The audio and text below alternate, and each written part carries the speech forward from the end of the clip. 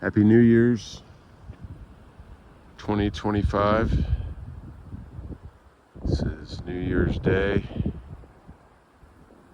and we are currently traveling up in the Kilmarnock, Virginia region.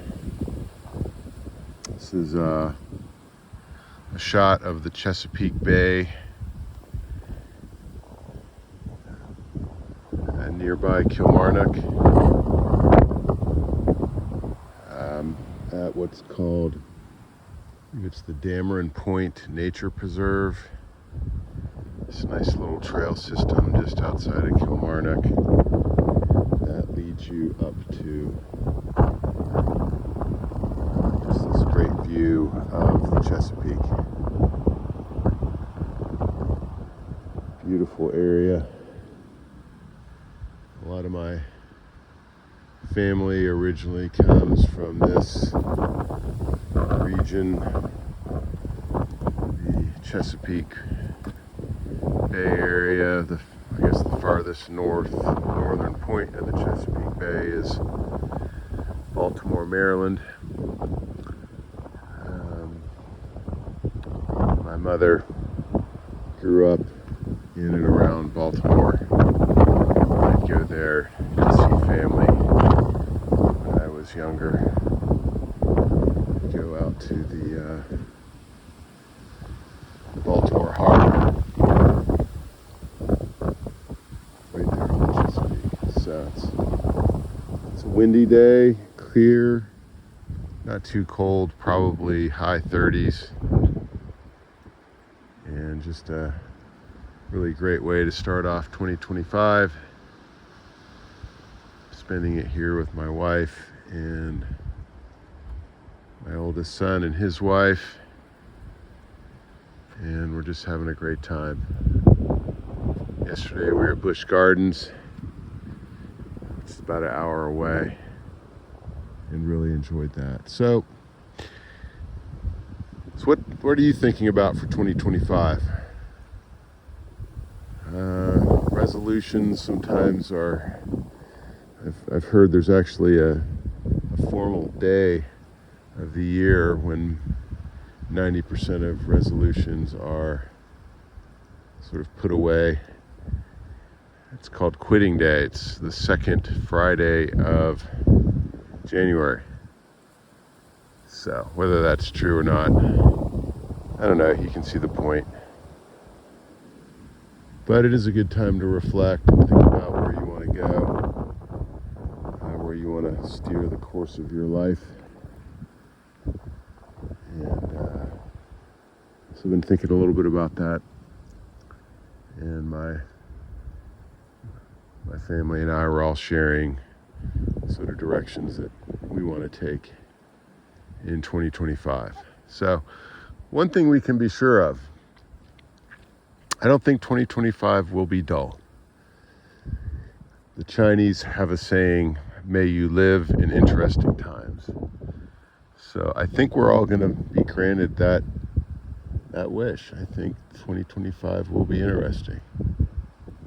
And we can just keep our eyes wide open, keep the blinders off, and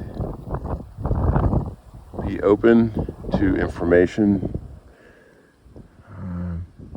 and bring that information in and see, get multiple sources, see where it all leads you, and be willing to accept new data as it becomes available. I think that's the greatest, I don't know.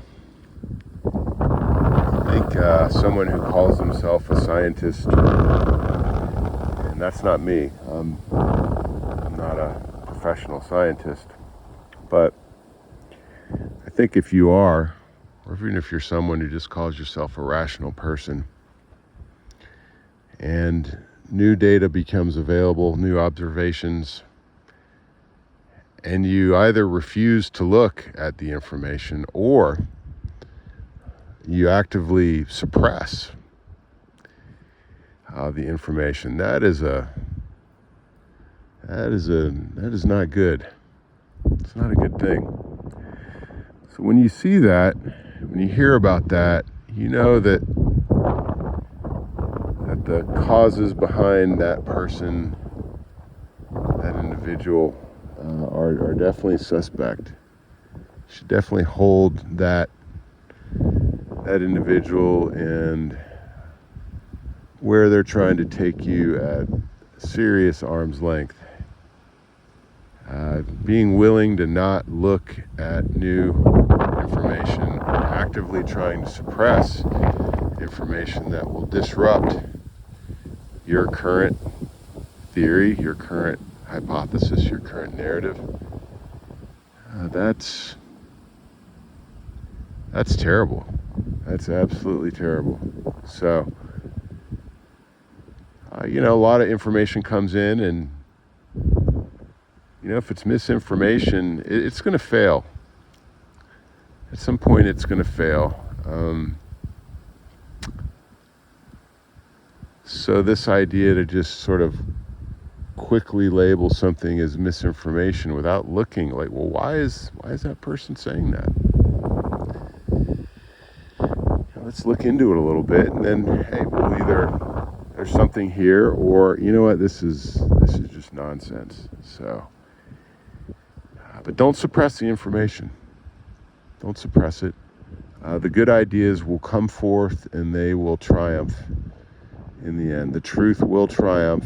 It may take it a while sometimes to break through the lies, but it will keep coming forth until it breaks through. So yeah, 2025 is going to be interesting. Let's see what happens, and let's make it a great year. We'll see you soon.